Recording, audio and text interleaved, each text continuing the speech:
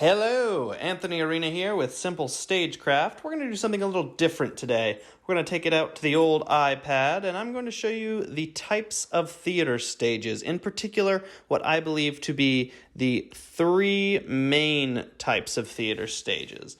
Main being most common, most used, etc. And then at the end, I'm going to show you a bonus quote-unquote stage.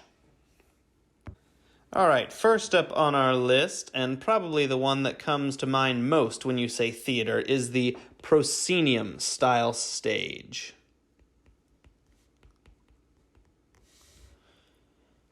The proscenium stage is named for its proscenium arch. That's this thing. And in this configuration, the audience is only on one of the four sides of the stage, creating a fourth wall between the stage and the audience. Odds are, if you're at a high school, you have a proscenium-style stage, since it's the most versatile for large school events, such as assemblies, concerts, and a variety of theater performances. All right, let's talk about some key features of the proscenium stage. Note that not all theaters with proscenium stages may have these features, but there are common features. Firstly, we have what is called a fly loft above the stage. This is where many of the lights are hung, as well as other long pipes called battens, from which other scenery, such as drops, can be hung. Many theaters, not including mine, unfortunately, have a fly rail in one of the wings, which allows the battens, and therefore the lights and scenery, to fly in and out of the stage area.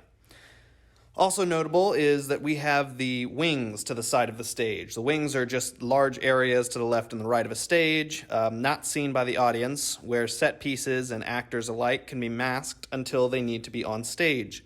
The last physical feature of the proscenium-style stage is the frequent inclusion of an orchestra pit, again not on my stage, at the edge of the stage. This is a pit that extends under the stage with varying levels of visibility, where an orchestra may play if the music for a show is live.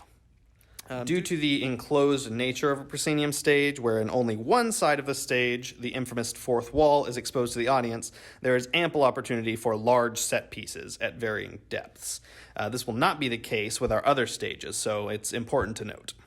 There are definitely some concerns to the proscenium stage, as with any stage or theater. Regardless of how small your stage is, there's probably still at least 20 to 30 feet from the closest audience member to the back wall of the stage. So that means that sets, props, and costumes have to have larger detail if you want the audience to see it. Likewise, if you have detail that isn't blown up, it may not translate at all. For instance, your wood grain could look super realistic up close, but from the audience, it looks like a brown wall. So what types of performances work well with a proscenium stage? They'll handle a variety of performances, from concerts to large musicals to operas even. Plays, especially larger in scale, can also do very well on proscenium stages. Think Noises Off. However, if you're looking for a more intimate setting, we should check out our other types of stages. So next on the list is a three-quarter thrust stage, or simply a thrust stage. The three-quarter thrust is characterized by having audience on three of its four sides, therefore thrusting 3/4 of the stage out into the audience. Key features to think about with a three-quarter thrust include the commonplace grid lighting structure. You'll see this better with our next picture, but a grid is essentially just a series of crisscrossing catwalks that allow lighting instruments, speakers, etc. to be hung from just about any position and angle anywhere in the theater. As you can imagine, this makes it pretty infinitely versatile for lighting design, which is a big plus. You can also see here that the audience members are significantly closer than in a proscenium theater. An audience member could be only a couple of feet from the nearest set piece. This creates a very intimate setting for the audience, wherein all those details you worked so hard on can be thoroughly appreciated. The flip side to that, of course, is that the audience can definitely tell that it's a fake wound, or a rock, or swordfish, or, whatever you have in a play. So you've really got to pay attention to what you put on that stage.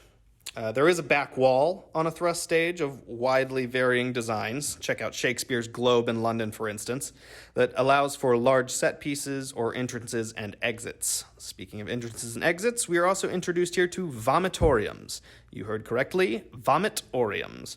They are passageways dating back to the Roman Colosseums wherein actors can enter and exit the stage through the audience. You can check into the entertaining misconceptions of where that name came from. All right. So concerns of the three-quarter thrust. If you have any wing space at all, it's going to be very limited. This means that the Banks house from Mary Poppins will not be rolling onto a thrust stage. As mentioned before, set, costumes, etc. must be very detailed if you're going for realism.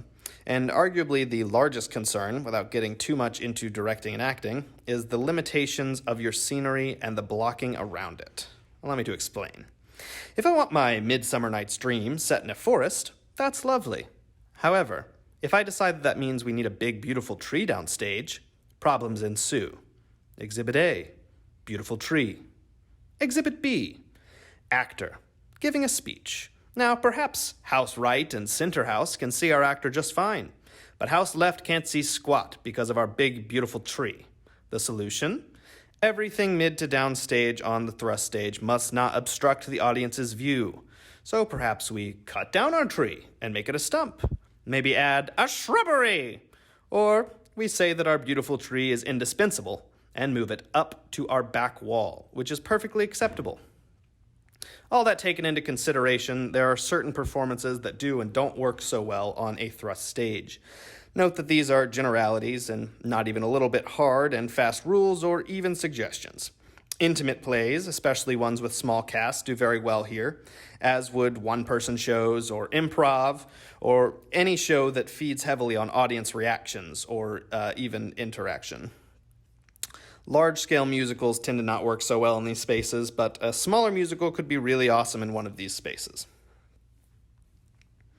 Our third theater stage is an arena stage.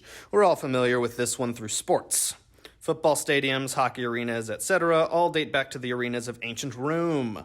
Fact check me on that one. It may have been earlier. What once held full-scale naval battles and people being tossed to lions now has been skillfully adapted to showcase theater. This style of stage has audience on all four sides, though the audiences can sometimes wrap in a circle around the stage referred to as theater in the round. Again, we frequently have a grid lighting system configuration, which you can see much more clearly here as it crisscrosses. We also, once again, typically have a very intimate setting, with the audience members being just a few feet from the stage. There are certainly concerns with the arena stage. We have downgraded even further to now having basically zero wing space. Anything taken on or off the stage must fit through the vomitoriums. Voms. We also have an even greater problem with our friend the tree. There is no direction where an audience member's view would not be blocked by larger set pieces. This means that both the set pieces must be minimal as well as finished on all sides, as opposed to a one-sided flat that sits upstage. The types of performances for this stage are pretty much going to be the same as the three-quarter thrust, except even more limited. You would be pretty hard-pressed to pull off a musical on an arena stage, though I'm sure if you found the right one, it could be pretty cool. All right, lastly, our bonus stage, which is not exactly a stage and more of just a performance room, and that is the black box. I won't go into detail here because there is literally infinite variety with these things. The basics, there is a empty room, generally painted black everywhere. It has some sort of lighting system, frequently a grid, although you might just see track lighting. And the audience seating is flexible. This can be chairs on risers. This can be chairs up against a wall, or dinner tables scattered around that cast members act around. The ceiling is the limit with what you can do in a black box theater. So if you have one at your school or venue, take advantage of it. So there are certainly other types of theater venues like amphitheaters and found spaces, but I'll just leave you with these four for now. If you found this video helpful, give it a like, subscribe to Simple Stagecraft to see more technical theater made simple, and comment down below what type of stage you have in your theater, or if you have multiple. Until next time, have yourself a super day.